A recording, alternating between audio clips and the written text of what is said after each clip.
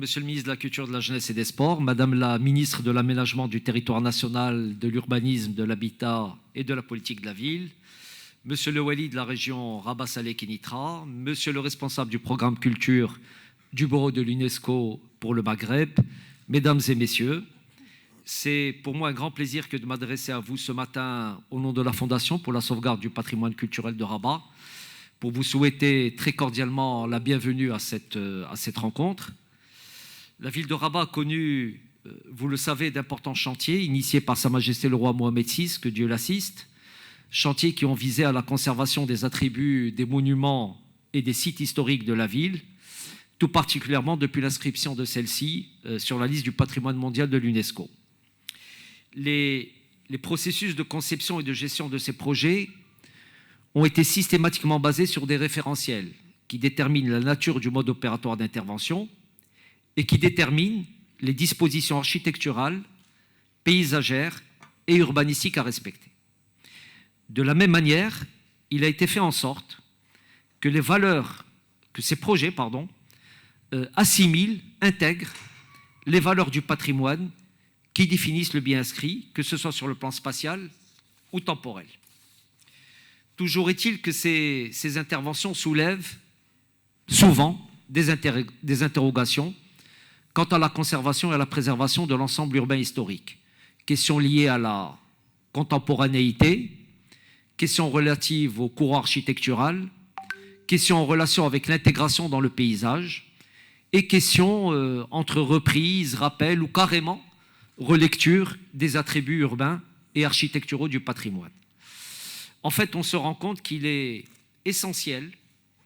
de réfléchir à une intégration à plus large échelle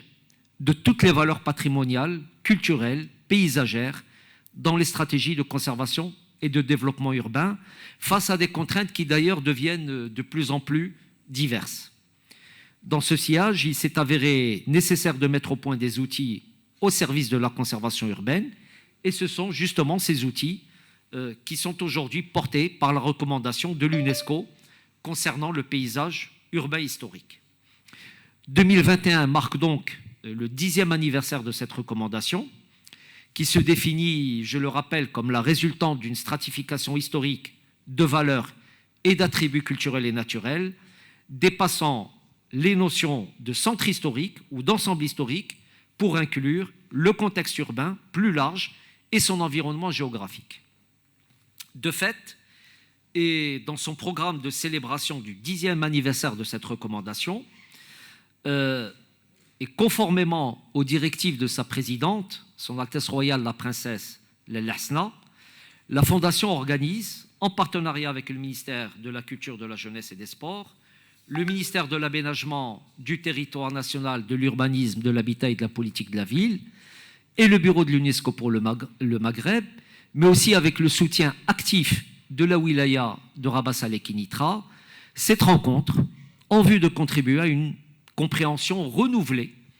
de cette notion à travers des démarches où la créativité et l'innovation constituent des instruments de conciliation face à ces enjeux complexes que génèrent les interventions sur les sites patrimoniaux. Donc le débat sur la pertinence d'une architecture iconique ou simplement plus contemporaine comme ajout nécessaire à nos horizons traditionnels est légitime. La rencontre d'aujourd'hui va proposer une analyse qui porte sur des expériences, des études de cas qui alimenteront le débat sur les ensembles historiques et ce, à travers deux axes thématiques. Primo, la créativité entre impératif de sauvegarde du patrimoine et renouveau urbain. Secondo, les enjeux et limites de l'intervention sur les sites patrimoniaux. Donc je vous souhaite à toutes et à tous une journée riche en échanges. Je suis certain qu'au sortir de cette rencontre, de nouvelles voies créatives auront été tracées.